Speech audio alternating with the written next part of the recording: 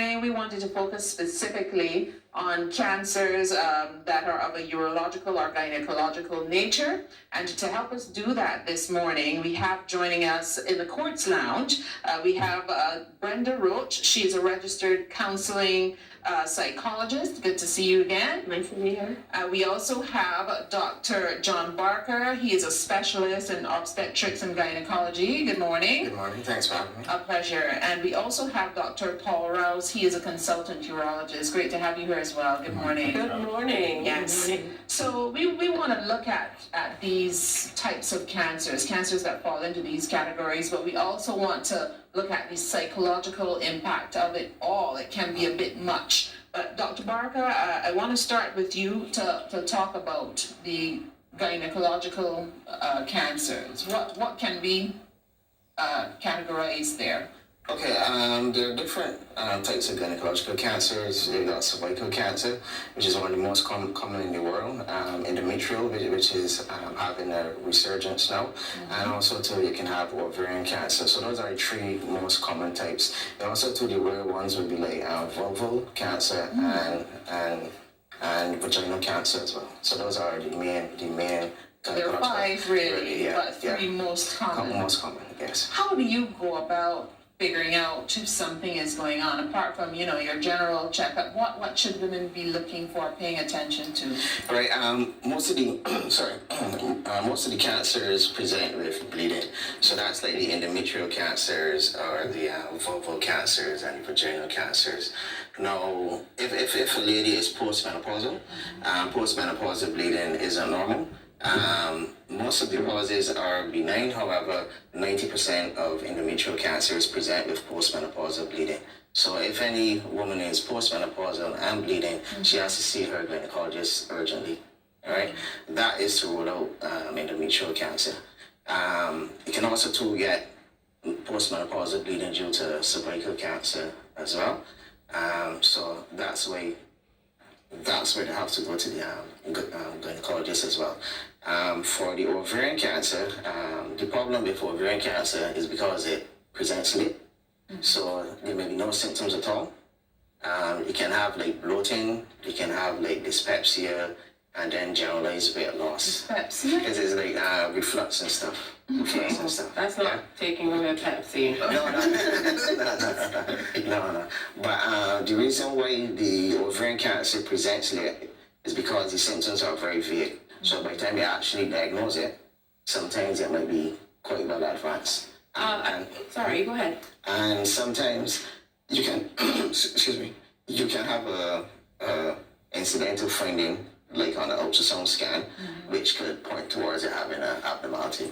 I know a lot of the times we speak about the end of things or where people have a diagnosis, but can we talk a little bit about some of the causal factors for these types of cancers? Just to mention briefly, so that we can get in line with that, and kind of prefacing that discussion with all that has been going on about female cancers, as they're often deemed, because of, at one time I heard you should have your pap smear, etc., once a year, and then it changed to as long as you come back and it's okay, then you can switch it to 3 years. So sometimes there can be a little bit of confusion. Yes. It all depends on which system you're using. Yeah, they have the US system and they have the UK system. But we just currently use the US symptoms. So screening starts a bit earlier at 21, and then it is every 3 years to 39, and then after that is to 65. Now, it's every 3 years and then every 5 years. Now, they have introduced HPV testing as well. And the recommendation is you can either do it for every smear test.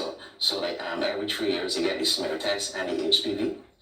Currently what some doctors are doing is doing the smear test, and then if it comes back like what we call in between or borderline, you then do the HPV testing. But the gold standard is to do both of them at the same time, and then triage the patient to see if they would need colposcopy as well.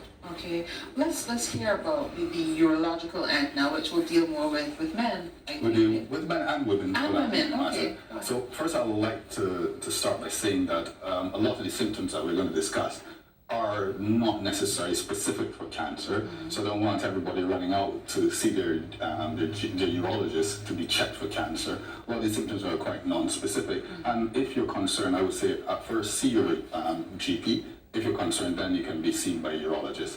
So for urological cancers, we're talking about kidney cancer, rare it will be ureteric cancer, more common will be bladder, not here in the Caribbean, but certainly in the UK where I trained, there was a lot of bladder cancer. And then prostate cancer is quite common in black men and in the Caribbean region for that matter. So in terms of kidney cancer, the most common way that would present will be blood in your urine, not necessarily blood that you can see, but when you go to your GP and they test the urine and they find what we call dipstick hematuria, if that is persistent, we might need to look at cancer, especially if you're over 40, if you have a family history.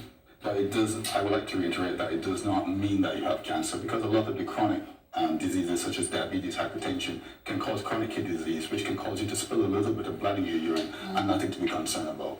But when All right, so I really need to hold this together. Yeah.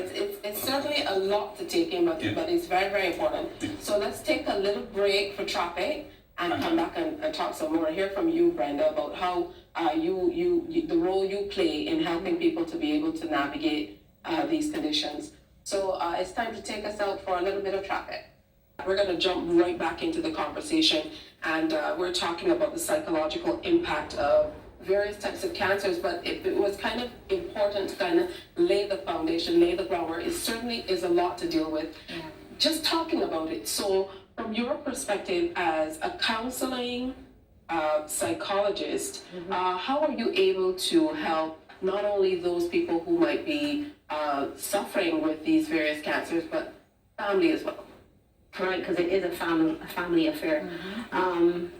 So it's about meeting the client exactly where they are at any point in time, right? So there are a myriad of feelings that they will go through, emotions.